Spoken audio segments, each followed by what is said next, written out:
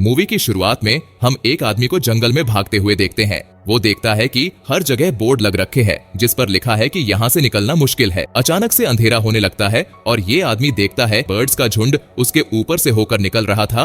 तभी वो एक गड्ढे में गिर जाता है और तभी उसे कोई फोर्स उससे बाहर निकालता है। इसके बाद हम दूसरी जगह माइना नाम की लड़की को देखते हैं जो कि एक आर्टिस्ट है और एक पेट स्टोर में काम करती है। एक दिन उसकी बॉस उसे एक अलग तरह का तोता दिखाता है और उसे कहता है कि वो इसे दूसरे शहर के जू में छोड़कर आए।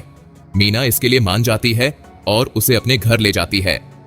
अपने घर पर वो तोते को बताती है कि 15 साल पहले उसकी मां की डेथ हो गई थी, जिस पर तोता रिएक्ट भी करता है। मीना एक विग पहनकर एक बार में जाती है और किसी लड़के को अपने नकली नाम से इंट्रोड्यूस करती है।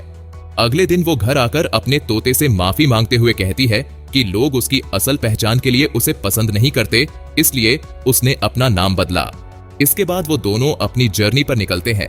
रास्ते में मीना को उसकी बहन लूसी का कॉल आता है जो उसे कहती है कि वो याद रखें कि उसकी भी फैमिली है और उसे जल्दी उनके पास वापस आना चाहिए।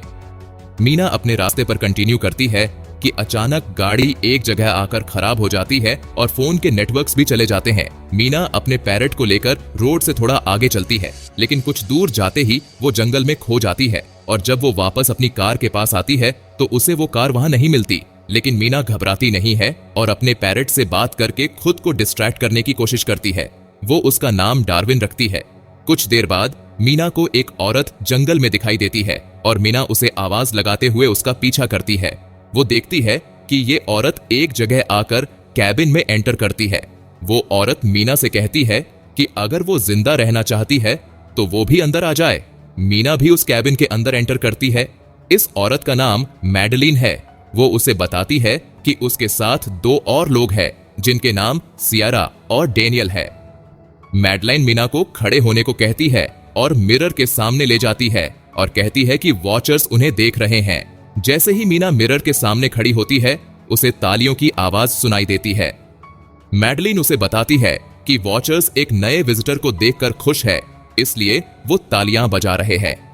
अगली सुबह मीना डिसाइड करती है कि वो यहां से जा रही है, लेकिन सभी उसे कहते हैं कि यहां से निकला नहीं जा सकता। मीना वहां से चली जाती है, लेकिन एक जगह जाकर बैठ जाती है। तभी वहां पर मैडलाइन आती है और उसे कहती है कि इस जंगल में हेलुसिनेशन होता रहता है।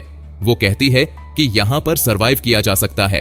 वो बताती है कि ये सारे साइंस जो उसे दिख रहे हैं वो कैबिन तक पहुंचने के लिए है, लेकिन अगर कोई भी इस बाउंड्री को क्रॉस करेगा तो वो कहीं भी नहीं पहुंच पाएगा।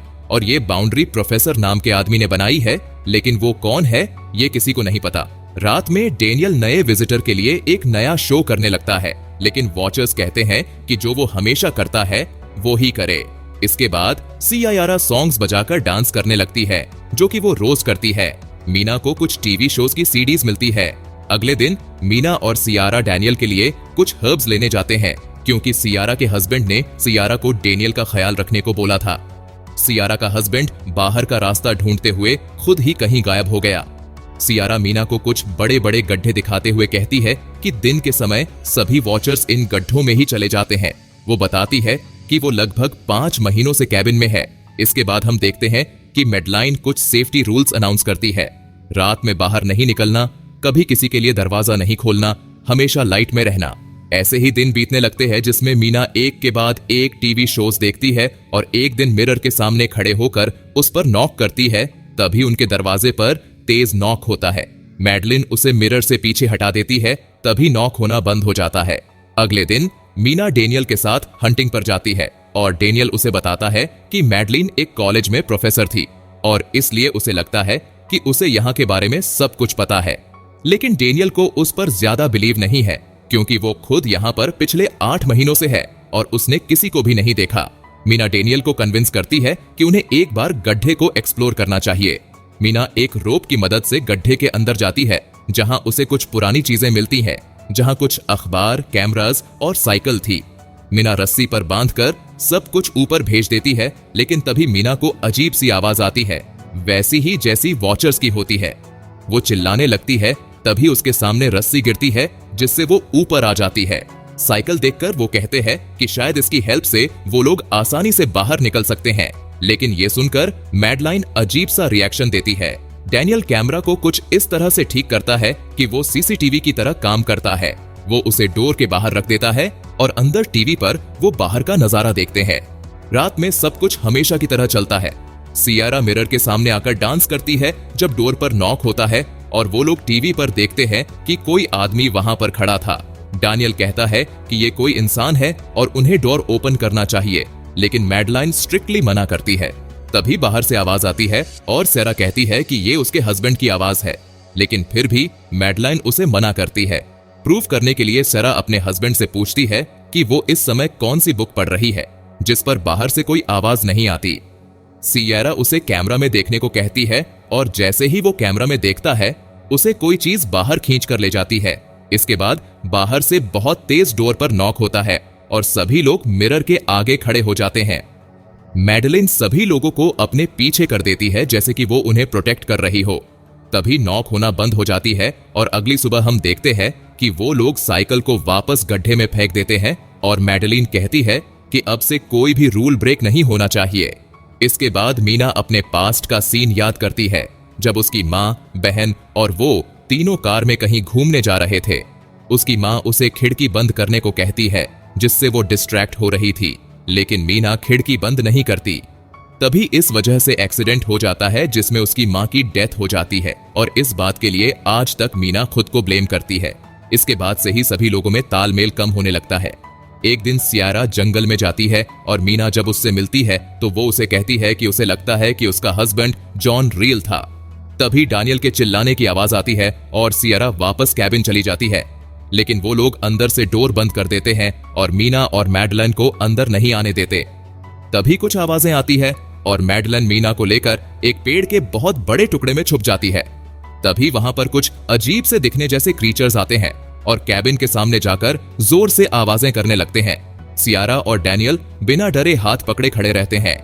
जैसे ही वॉचर्स वहां से जाते हैं, मीना और मैडलाइन डोर पर जाकर उनसे रिक्वेस्ट करते हैं कि वो दरवाजा खोल दे, लेकिन डैनियल नहीं मानता। तब मीना उसे अपनी माँ की कहानी सुनाती है और कहती है कि वो आज भी अपनी माँ की डेथ के लिए खुद को ब्लेम करती है और अगर आज उन्हें कुछ हो गया तो डैनियल भी जिंदगी भर उनके डेथ के लिए खुद को ब्लेम करेगा। ये सुनकर डैनियल डोर खोल देता है। अंदर जाते ही चारों मिरर के सामने खड़े होते हैं और वॉचर्स को बताते हैं कि सब कुछ नॉर्मल है। मैडलिन उन्हें बताती है कि वो उन सभी को कुछ चीजों से बचाने की कोशिश कर रही थी। वो कहती है कि उसने हिस्ट्री और मिथोलॉजी पढ़ी है और वो यहाँ पर अपनी मर्जी से आई थी और यहाँ आकर उसे पता चला कि ये चीज कितनी खतरनाक है। वो कहती है कि एक बार उसने पानी के पास अपनी तरह दिखने वाली औरत को देखा और बताती है कि वॉचर्स ह्यूमंस को कॉपी करने का स्टडी करते हैं और वो उन्हें यहाँ से कभी जाने नहीं देंगे। तभी बाहर से तेज नॉक होने लगते हैं तो वो लोग फर्नीचर से डोर को बंद कर देते हैं। तभी डैनियल को जमीन के नीचे एक जगह दिखती है। वो लोग नीचे जाते हैं तो उन्हें एक बंकर मिलता है जहां पर खाने पीने और सरवाइव करने का सारा सामान था। उन्हें वहां पर एक कंप्यूटर भी मिलता है जिसमें ढेर सारे वीडियो फाइल्स थी। जब उन फाइल्स को ओपन किया जाता है तो वो लोग प्रोफेसर को देखते हैं जिसका असली नाम मार्टिन था। मार्टिन पहला इंसान था जिसने वॉचर्स की स्टडी की थी। वो कहता है कि जब उसे इस जगह के बारे में पता चला तो उसने इस जगह का नाम वंडरलैंड रखा। जब उसने इसके बारे में अपने कॉलेग्स को बताया तो वो लोग उस पर हंसने लगे, इसलिए उसने तय किया कि वो खुद इस पर स्टडी करेगा। वो शहर से रोज लेबर को अपने साथ लाता और ऐसे करके उसने ये बंकर बनाया। एक दिन इस बंकर में एक वॉचर आया जो कि एक छोटी बच्ची के रूप में आया जिसके लाल बाल थे। मार्टिन ने कुछ देर उससे बात की और फिर उसने किसी तरह उसे कैद कर लिया और सोचा कि अगर उसने फेरीज के सीक्रेट्स को जान लिया तो वो किसी तरह डेथ को रोकना सीख सकेगा। लेकिन उसे कुछ भी नहीं मिला और उसके सारे एक्सपेरिमेंट्स फेल हो गए। वो कहता है कि इसलिए वो अपनी जान दे देगा। वो साथ ही साथ ये भी कहता है कि यहाँ से बचने का सिर्फ एक तरीका है, बर्ड्स को फॉलो करो। और वो रिक्वेस्ट भी करता है कि यूनिवर्सिटी जाकर उसकी फाइल्स को भी डिस्ट्रॉय कर दे। इसके बाद सियारा गाना बजाती है और खुशी से डांस करने लगती है क्योंकि वो लोग अगले दिन यहाँ से चले जाएंगे। लेकिन डैनियल उदास होता है क्योंकि उसके पास रहने को जगह नहीं है। सियारा उसे कहती है कि वो कुछ टाइम उसके साथ रह सकता है। अगले दिन वो लोग कैबिन से निकलते हैं और मीना के पैरेट को फॉलो करते हैं। एक जगह आकर उन्हें एक बहुत बड़ा स्टोन डिस्क दिखता है।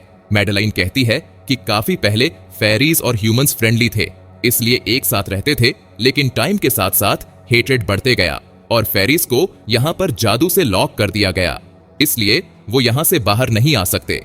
अब वो सभी लोग भागते रहते हैं, लेकिन काफी देर तक कहीं नहीं पहुंचते और बारिश भी आने लगती है।